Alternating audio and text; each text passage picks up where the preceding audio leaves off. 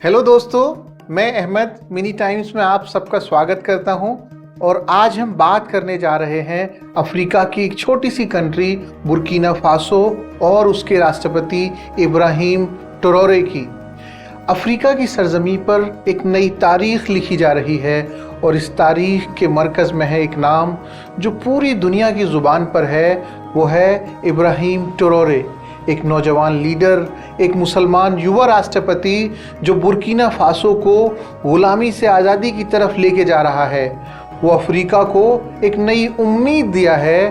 33 साल के इस मुस्लिम लीडर ने सत्ता में आते ही वो कर दिखाया जो बड़े बड़े नेता नहीं कर पाते।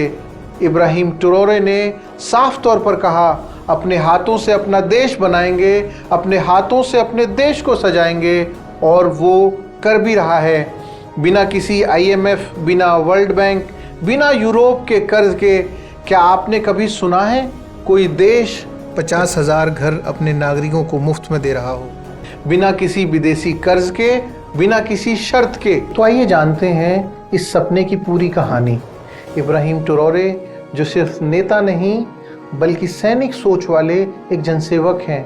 बुर्किना फासो की बात करें तो एक छोटा सा देश जो बरसों से असुरक्षा, आतंकवाद और इकोनॉमिक अनस्टेबिलिटी से जूझता आ रहा था। लोगों ने अपना सब कुछ खो दिया था, खेत, घर, मवेशी और सपने। शरणार्थी शिविरों में लकड़ी और प्लास्टिक की अस्थायी झोपड़ियों में जीते परिवार, खुले आकाश के नीचे पढ़ते बच्चे और बेरोजगार घूमते युवा। इन्हीं हालात में 2023 की एक सुबह देश की राजधानी ओगाडोगू में हजारों लोगों की भीड़ के सामने बुर्किना फासो के राष्ट्रपति इब्राहिम ट्रोरे ने वो ऐलान किया जिससे लोगों की आंखें भर आईं। उन्होंने कहा कि हर बुर्किना फासो के नागरिक को उसके सर पर छत मिलनी चाहिए, और ये कोई रहम नहीं, ये न्याय है। हम शुरू कर रहे हैं राष्ट्रीय आवास मिशन, जिसके तहत हम बनाएंगे 500 घर बिल्कुल मुफ्त। और ये शब्द नहीं थे, ये एक उम्मीद की गूंज थी। ये भाषण नहीं था, ये अफ्रीका का एक नया इतिहास लिखा जा रहा था। लेकिन ये केवल घर बनाने की योजना नहीं थी, ये बुर्किना फासो के लोगों के लिए नई उम्मीद थी।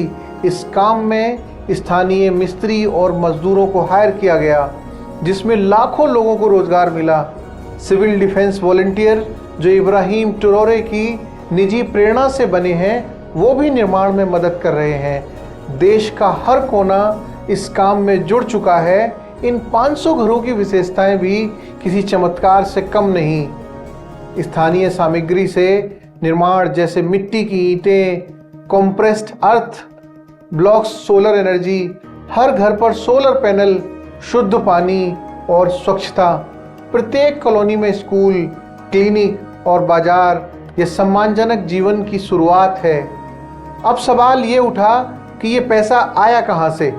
इब्राहिम ट्रोरे ने किसी विदेशी बैंक से कर्ज नहीं लिया, बल्कि उन्होंने एक स्वदेशी विकास निधि बनाई, जिससे देश की खनिज संपत्ति, विशेष रूप से सोने का प्रयोग किया गया।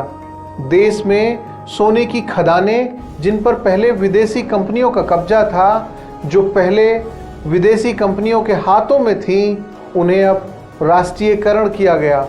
वो सारी की सारी गवर्नमेंट के अंडर ली गई। उसके बाद बुर्किना फासो अब खुद अपनी खदानों से मुनाफा कमा रहा है और वही पैसा लौटाया जा रहा है अपनी जनता को अलग अलग तरह से। इब्राहिम ट्रोरे दुनिया भर में चर्चा का विषय बना हुआ है। इब्राहिम ट्रोरे जो सिर्फ 34 साल की उम्र में ही साल 2022 में बुर्किना फासो के राष्ट्रपति बन गए थे। उसके बाद से ही उन्होंने अपने देश से फ्रांस की आर्मी को निकाला और बुर्किना फासो और अफ्रीका के भविष्य के लिए बहुत काम किया।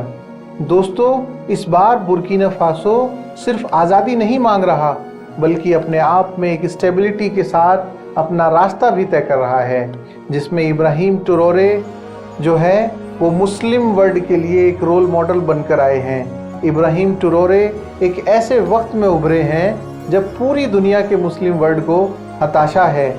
ऐसे में इब्राहिम ट्रोरे एक उम्मीद बनकर सामने आए, जो साफ तौर पर कहते हैं कि तालीम ज़रूरी है और ख़ुददारी और इनकलाब के रास्ते से हम दुनिया बदल सकते हैं।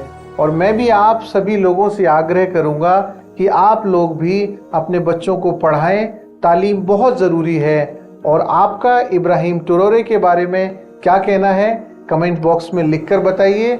और वीडियो अगर आपको पसंद आया है तो लाइक कर दीजिएगा और ऐसे ही वीडियो देखने के लिए चैनल को सब्सक्राइब करके बेल आइकन प्रेस कर लीजिएगा।